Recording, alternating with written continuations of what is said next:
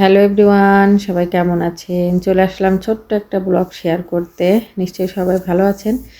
নতুন বাড়িতে আসার পরে আসলে এত বেশি কাজ যে ঠিকমতো ভিডিও করতে পারি না, খাওয়ারই টাইম পাই না। তাতে ইটালিতে এখন কিন্তু বেলা অনেক ছোট, যে জন্য আসলে কাজ করে সময় পাই না। তো বেশ অনেক দিন পরেই আজকে ভাবলাম আপনাদের সঙ্গে একটু ছোট্টখাট্টো একটু ব্লগ শেয়ার করি। আজকে অনেক দিন পর বেডরুমটা মোটামুটি একটু গুছিয়ে নিয়েছি। তো গিয়েছিলাম একটু বাইরে, এখন আসলাম।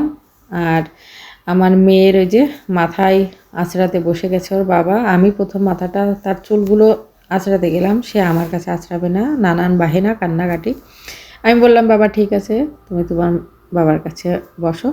তো বাবার কাছে এখন কান্না করছে, আমার নামে কত রকম নালিশ হচ্ছে। যা হোক, নালিশ করুক। তো এখন এসে জামা কাপড় চেঞ্জ করে তারপরে চলে আসলাম। এখন একটু ফ্রেশ হয়ে একটু চাটা খেয়ে এবার আসলাম যে আপনাদের সঙ্গে একটু আমার বেডরুমটা শেয়ার করব। কারণ আমি কিছুই গুছাইনি, শুধু এই যে করিডোরে এখানে এইগুলো এখানে একটু রেখেছি, মানে এই স্পেসটা একটু সুন্দর করে সাজানোর চেষ্টা করেছি। এখনও কিছুই ঠিকমতো হয়নি যে দেখাবো আপনাদেরকে, তারপরেও মনে হচ্ছে আপনাদের সঙ্গে একটু শেয়ার করি। তো এই করিডোরে এখানে এটা আমি রেখেছি, একটা বুদ্ধ মূর্তি আছে, আর এই যে ফুল আছে। আর এদিকে আজকে বেডরুমটা, এই যে এদিকে দেখুন, বেডরুমে কিন্তু এখনও ব্যাডিংপত্র এদিকে বাঁধা আছে, এখনও ওগুলো খোলাও হয়নি। তবে আজকে এই যে পর্দা এনে পর্দাটা লাগানো হয়েছে।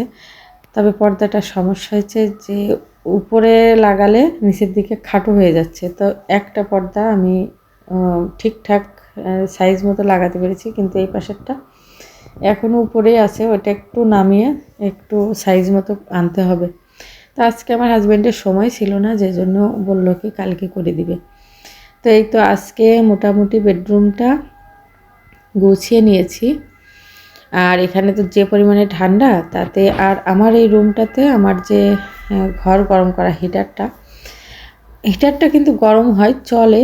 আমার কাছে মনে হয় আমার কাছে একটু ঠান্ডা ঠান্ডা লাগে, যে জন্য আমি কারেন্টের আর একটা পাশে রেখেছি, যাতে মানে আমার এমনি একটু ঠান্ডা বেশি, আর কারোর কিছু ঠান্ডা লাগে না, কিন্তু আমার কাছে একটু লাগে আমার এই রুমটাই। আর অন্য রুমে কিন্তু আমারও ঠান্ডা লাগে না। তো যা হোক, এই যে আলমারিটা সে লাগিয়ে নিয়েছি এখানে। এটা হচ্ছে 5টা দরজার একটা উঁচু, অনেকটা উঁচু, কিন্তু ছাদ পর্যন্ত প্রায়। আর এই যে পর্দা দুটো সাদা।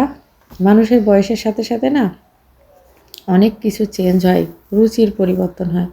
আমার ক্ষেত্রেও কিন্তু তাই হয়েছে। একটা সময় ছিল যখন কিন্তু কালারফুল জিনিস অনেক ভালো লাগতো, কিন্তু এখন আস্তে আস্তে কেন জানি না আমার সাদার প্রতি এত বেশি চাহিদা, আমি সাদা দেখলে পাগল হয়ে যাই, মানে আমার সব কিছু সাদা হতে হবে। তবে এখানে ফার্নিচারগুলো কিন্তু আমার সব কাঠের, এই জন্য আমি এগুলো সাদা নিইনি। এগুলো কাঠের এবং সাদা, সব কিছু সাদার ভিতরে কাঠ কালারটা বেশ কিন্তু সুন্দরই লাগছে। কেমন লাগছে আপনারা কিন্তু কমেন্ট করে অবশ্যই জানাবেন। আমার কাছে তো খুব ভালো লেগেছে। তো ভিডিওটা কিন্তু আর বড় করছি না, সবাই ভালো থাকেন। আজকের ব্লগটা এখানেই শেষ করে দিচ্ছি। টাটা।